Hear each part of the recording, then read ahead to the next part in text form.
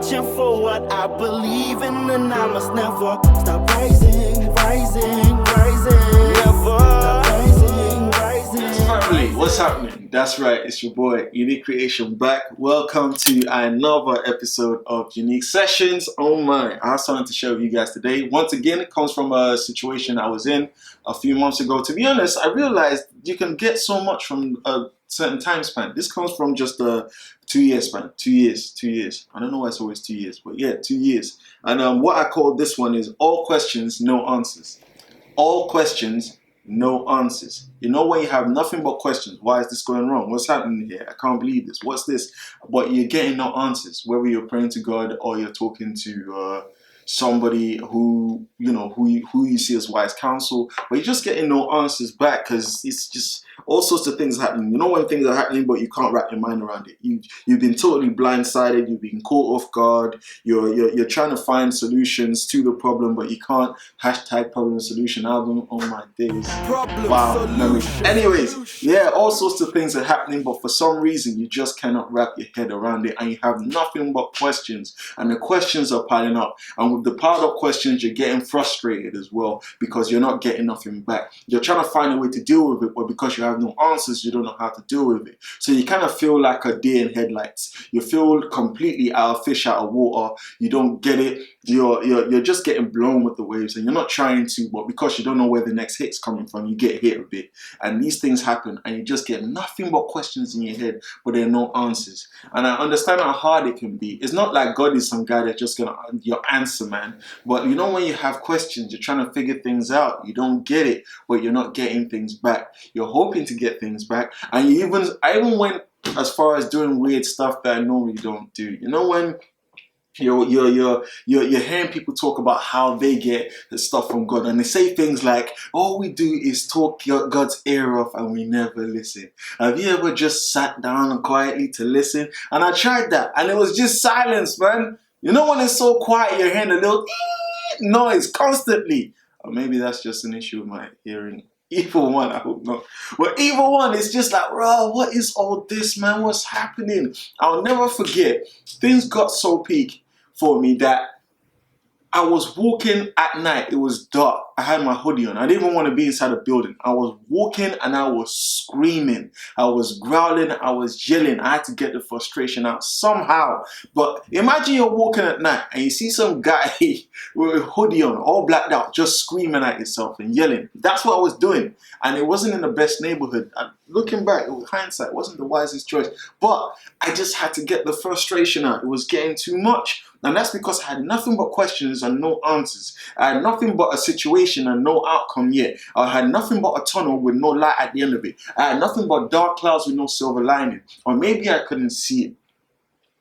But at that point, it was just too much. And the whole point I'm sharing all this with you is because I want to share enough so that if you have been in this situation, then I can give a bit of a solution that's helped me out. Of course, I always share solutions in videos, but with this certain topic, I really just wanted to point out a few things that helped me. And one of them is just sermons. I know, it's cliche. I try to find a smart way to say it, but no. Sermons, man, sermons. I remember one thing that helped me, actually no, before sermons, what am I talking about? I had to accept the situation I was in. I had to live in the moment that I was in. I'm a person that likes to plan ahead and look ahead and deal with whatever else comes the best way I can. But when I can't see further than the fog, further than all the madness that's going on, I tend to get apprehensive and I tend to get a bit frustrated. But then once again, that's just that side of me that wants to regain control. It's just part of it. So one thing that I did, the first thing that I did was remind myself to live in the moment. So I had to live in the moment. I had to accept the situation I was in. It's like, I'm in it, fine, this is what it is. Time to actually look at how to get out of it, or time to find out how to deal with it. You know how when the word says, do not worry about tomorrow, because you paraphrasing the second part, because you'll never know what the next day, because you don't know what the next day will bring, basically. It's the same as this. I'm already worried about tomorrow, thinking today sucks, all my days, I still got a whole week of this madness to deal with. I had to live in the moment, look at the situation for what it is, and just deal with the situation as it is. But I realized in accepting the situation and accepting that I am in it, it was easy for me to start looking at other things. You kind of enter this weird state where if you're not trying to gain control of everything and you're just accepting that you're in this season, you can actually start finding ways to be resilient in it and dealing with it. Some people, and I don't mean looking at a situation like, oh, my days I'm stuck in this, I'm never going to get out, there's no hope. That's not what I'm talking about, because you can fall into that as well. I'm just talking about, I'm still alive, I still got my 2 feet, I'm still going to eat, I'm still going to sleep and wake up and do things I do on a normal day anyway. The only difference is the situation. So, okay, I'm in this. Where do we go from here? And funny enough, as soon as I asked myself that question, so started looking at other aspects of getting out, that's when I really heard God talking and giving me answers. He gave it to me through watching sermons. I found a very good pastor I actually like listening to on YouTube. When I'm doing stuff, I just play it in the background. It's In Touch Ministries. In Touch Ministries. Check him out. Trust me. The man really goes to the word in Jesus and doesn't add any fluff to it. And you need that sometimes. And just seeing that it was talking about how living out a strong life, living out the a life worth living, and how to deal with certain situations. It was just timely. And it really helped me start thinking about where I was, what I could do to manage the situation until it was over, and if I could do anything to stop that situation from happening again, if it was my fault for putting myself in it.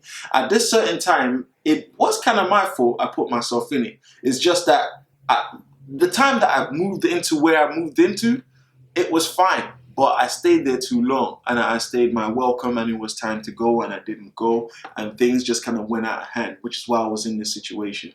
I did see God telling me to go, because God speaks to me through people, and it's normally loads of people come at me saying the same message, and they don't even know each other, and they're from different backgrounds. And I know that's God. That's just how I know God. It's not always, but you can be discerning in that. Anyways, back to the topic. I accepted the moment, and I started looking at what I could do in that moment. One was prayer. One was speaking in tongues. I do speak in tongues. One was a quiet place. I think I've done a video on Place of Peace. So if you haven't seen that, go see that. So yeah, finding that place just to get away from everything and speaking to God, and then coming out swinging.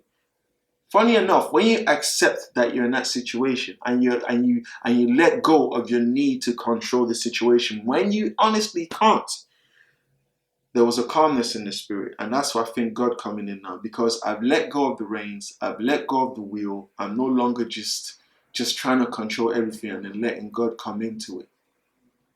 There's also other principles to this as well.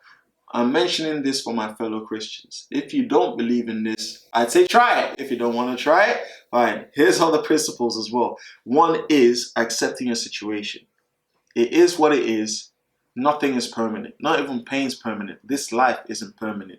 So with that, accept it. It won't last forever. Just keep moving. Keep doing things you do anyway, like eating, going somewhere, laughing, enjoying things. Even if it's hard to, you can still find things that you enjoy. And also check your emotions. Check your mind state. What are you thinking? Is it that you're exhausted and tired? If that's the case, you know the solution. Get away and rejuvenate whenever possible. If it's that maybe this situation is just an icing on the cake or something you were already dealing with, check your emotions, see what you really need to do about it, and do it. If you don't do it, you're just going to stay there longer. It's so important. People say knowledge is power. I believe knowledge is power in action. Only if you take action on the knowledge you know, that's when knowledge becomes power. So with that, find out what you need to do, seriously check yourself, and then move forward with what you should do. If it's one of them circumstances where you don't know a way out, then start putting things in place to deal with it, whatever it is. With me, it was having to deal with people I didn't want to deal with, having to deal with me. I'm a big excellence person. I like to do everything to the best of my abilities. When I'm not doing that, I don't like it. I just don't like it. It really bothers me. I always try and do things to the best of my ability. It's even worse when you know you ain't done the best,